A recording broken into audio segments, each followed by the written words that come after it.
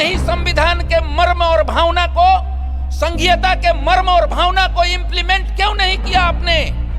क्यों प्रहरी प्रशासन ऐन जो बात हम लोग करते रहे उसको लागू क्यों नहीं किया? क्यों मधेश प्रहरी आज तक गठन नहीं हुआ? क्या यह प्रश्न कोई भी उत्तर नहीं खोजेगा इस प्रश्न का?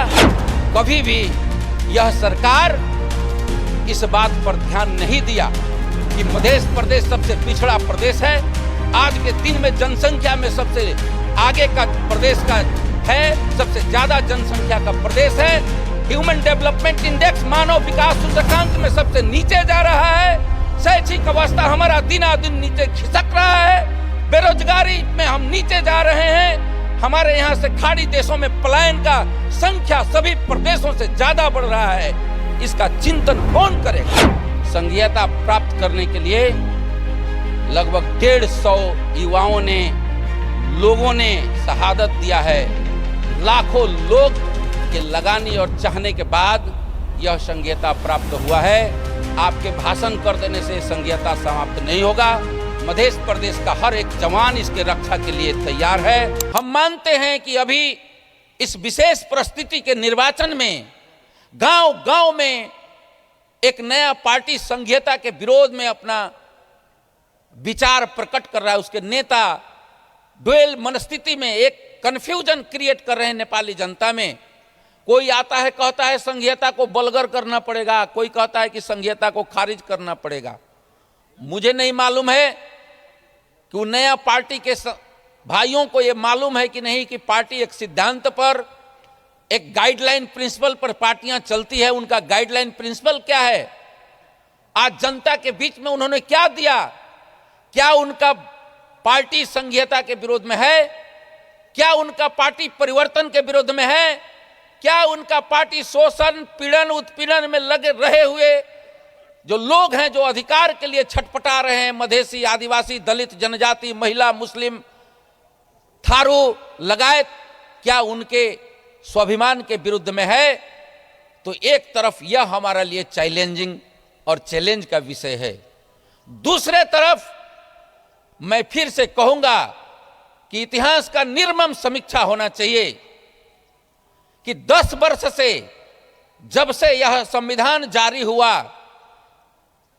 यह संविधान जारी के बाद किसका सरकार का, किस पार्टी का सरकार का नेतृत्व रहा, तो हम देखेंगे यही नेपाली कांग्रेस, यही एमाले पार्टी, यही माओवादी पार्टी के लोग सरकार के नेतृत्व किए, जो आज कह रहे हैं कि मैं संघीयता के पक्ष में हूं। लेकिन मैंने साथियों का यहां विलख देखा, मंत्री साथियों का, उनका विलख कोई सामान्य विलख नहीं था, असंतुष्टि उनकी सामान्य नहीं थी। क्या कर्मचारी बात नहीं सुनते हैं? बिना प्रहरी प्रशासन के हम मंत्री मुख्यमंत्री हैं, इसके लिए जिम्मेवार कौन है? आज कांग्रेस पार्टी के नेतृत्व करने वाले लोग इसको जिम्मेवारी क्यों नहीं लेंगे? आज एमाले पार्टी को नेतृत्व करने वाले प्रधानमंत्री इसका जिम्मेवारी क्यों नहीं लेंगे? आज एमाले माओवादी पार्टी से नेतृत्व करके सरकार संचालन करने वाले लोग इसका जिम्मेवारी क्यों नहीं लेंगे? क्या किया आपने?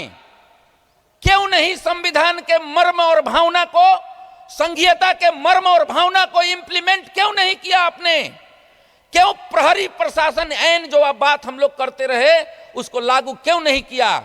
क्यों मधेश प्रहरी आज तक गठन नहीं हुआ? क्या यह प्रश्न कोई भी उत्तर नहीं खोजेगा इस प्रश्न का? क्या यह प्रश्न अनुत्तरित रह जाएगा इस निर्वाचन में भी? क्या इस तरह से हम लोग कहेंगे कि एक पार्टी आया है जो संघीयता विरोधी है और मैं संघीयता के पक्ष में हूं? आपने क्या किया है संघीयता के पक्ष में? प्रदेश सभा बना दिया, सरकार बना दिया, जिस सरकार में स्वयं एमाले, कांग्रेस और माओवादी पार्टी के लोग मुख्यमंत्री और मंत्री बने हुए हैं 7 प्रदेश में।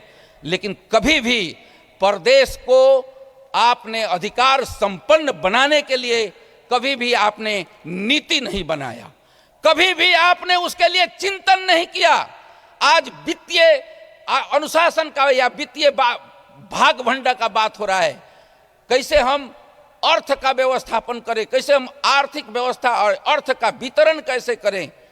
कभी भी यह सरकार इस बात पर ध्यान नहीं दिया कि मध्य प्रदेश सबसे पिछड़ा प्रदेश है, आज के दिन में जनसंख्या में सबसे आगे का प्रदेश का है, सबसे ज्यादा जनसंख्या का प्रदेश है, ह्यूमन डेवलपमेंट इंडेक्स मानव विकास सूचकांक में सबसे नीचे जा रहा है, शैक्षिक अवस्था हमारा दिनादिन नीचे खिसक रहा है, बेरोजगारी में हम नीचे जा रहे हैं, हमारे यहां से खाड़ी देशों में पलायन का संख्या सभी प्रदेशों से ज्यादा बढ़ रहा है।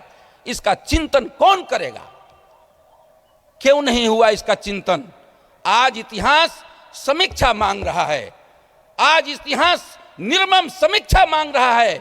क्या नेपाली कांग्रेस पार्टी के मैनिफेस्टो में हम मध्य प्रदेश को अधिकार संपन्न प्रदेश बनाएंगे, यह कमिटमेंट है? या एमाले के मैनिफेस्टो में है, या माओवादी के मैनिफेस्टो में है? क्या उनको यह संघीयता ग्राह्य है? अगर उनको यह संघीयता ग्राह्य है, उनको यह पहचान का राजनीतिक और पहचान का यह मुद्दा ग्राह्य है, उनको मध्य प्रदेश लगाए सभी प्रदेशों को अधिकार संपन्न बनाना है, अगर ये बात ग्राह्य है, तब ना आप कहेंगे कि फलानवा जो है सो संघीयता के विरोध में है और हम जो है सो संघीयता के पक्ष में हैं। तो आपके संघीयता के पक्ष में रहने न रहने से क्या होने वाला है? आपका पार्टी का एजेंडा क्या है जिस पर लोग मतदान करेंगे? मैं चाहता हूं कि नेपाली कांग्रेस, एमाले, माओवादी, जनता समाजवादी पार्टी जो विगत के सभी उपलब्धियों की रक्षा के लिए संयुक्त रूप से आंदोलन किए, उनका मैनिफेस्टो, उनका मनसा वाचा कर्मणा संघीयता के पक्ष में आवे। मध्य प्रदेश लगाए सभी प्रदेशों को अधिकार संपन्न बनाने में आवे, उनका क्रियात्मक एक्शन भी यह बात को प्रमाणित करे। कहीं न कहीं बड़ी ताजुब लगता है कि उनके पार्टी के नेता 4-6 महीने जेएनजी आंदोलन से पहले जब उनका बहुत चलती था शेर बहादुर जी का, वह भी आए जनकपुर में तो कह रहे थे कि मध्य प्रदेश तो भयो तर जानकी प्रदेश भय दियो को भय धेरे राम रहूं। सभी लोगों ने सुना इसको। आज भी हमको थ्रेट है, आज भी इस बात को थ्रेट है कि क्या होगा इस प्रदेश का हालत। यही जनकपुर में बोले, ज्यादा दिन नहीं हुआ, गर्मी का दिन था, बहुत पसीना था, हमको याद तो नहीं है एक्यूरेट डेट, ये अखबार का डेट उठा करके देखने से तो होगा। इसीलिए साथियों, मैंने कहा कि देश बहुत तरल अवस्था में है, हम बहुत तरल अवस्था में हैं, हम चिंतित हैं। संपूर्ण परिवर्तन चाहने वाले लोग, संपूर्ण पहचानवादी लोग, संपूर्ण अधिकारवादी लोग, संपूर्ण लोकतंत्र के प्रति आस्था और विश्वास रखने वाले लोग आज बहुत चिंतित हैं। लेकिन चिंतन केवल हमारा चिंतन न रह जाए, इसीलिए ऐसे कार्यक्रमों में, सेमिनारों में, गोष्ठियों में, विद्वानों के बीच में, आर्टिकल में, जर्नल में यह चिंतन आना चाहिए, यह कमिटमेंट आना चाहिए, एक प्रतिबद्धता आना चाहिए कि नहीं, देश अब पश्चिमगामी बैक गियर में आगे नहीं बढ़ेगा। जो हुआ, हम नेपाली जनता के साथ हम आपके चाहना अनुसार काम नहीं कर सके, हम आपके लिए इस बात के लिए क्षमा प्रार्थी हैं। लेकिन जिस तरह से नेगेटिव नैरेटिव रचा गया कि कुछ नहीं हुआ, यह भी बात सत्य नहीं है। बहुत काम हुए हैं। आप गांवों में जा कर के देखिए, अच्छे अच्छे सड़कें बने हैं, विद्यालय के भवन बने हैं, स्वास्थ्य चौकी बने हैं, बहुत से जगह में बहुत निर्माण का काम भी हुआ है, सभी कनेक्टिविटी के काम अच्छे अच्छे हुए भी हैं। हम जीरो हैं, नकारात्मकता है, ऐसी भी बात नहीं है। हमने बहुत कुछ किया है, बहुत करना बाकी है। इसीलिए मेरा लक्षित नहीं है किसी पर नकारात्मक, लेकिन हम जिससे लड़ने जा रहे हैं आज वह सामान्य शक्ति नहीं है। आज हमारा एक कहीं ना कहीं हमारा जो निगेटिव अप्रोच हुआ है, हमारा निगेटिव एक्शन हुआ है, हमारा सोचने समझने का तौर तरीका जो अत्यंत गैर जिम्मेवारी पूर्ण रहा है, कहीं ना कहीं हम नेपोटिज्म में, एक ग्रुप में जो उपलब्धि को रख दिए थे, उसको नेपाली जनता ने बहुत नज़दीक से देखा है और उस नज़दीक को देखने के बाद जो एक परिस्थिति सृजना हुआ है वह वहाँ से वो मुक्ति चाहता है कि हमारा पार्टी वाइडर सोच का पार्टी बने, सभी नेपाली जनता का पार्टी बने, एक हमारा उपलब्धि युक्त आधार का पार्टी बने और इसमें हम लोग आगे बढ़ें। मध्य प्रदेश सभा और मध्य प्रदेश ये सदैव इसके लिए तैयार है। लोग आके कह रहा है कि हम बार बार कई बार कहते हैं, फिर आज कह रहे हैं कि आप काठमांडू के लोग भी तैयार होइए चाहे मत होइए, क्योंकि 10 बरस से आपका भी नियत को हम लोग देखिए रहे हैं। लेकिन गांव गांव घूम करके जो कह रहा है कि हम संघीयता समाप्त कर देंगे, संघीयता कोई लौका का बतिया नहीं है, भोजपुरी में हम लोग कहते हैं। ये लौका का कोई बतिया मतलब छोटा सा फरकने वाला चीज नहीं है कि कोई उंगली दिखा देगा तो वो समाप्त हो जाएगा, सूख जाएगा। संघीयता प्राप्त करने के लिए लगभग 150 युवाओं ने, लोगों ने शहादत दिया है।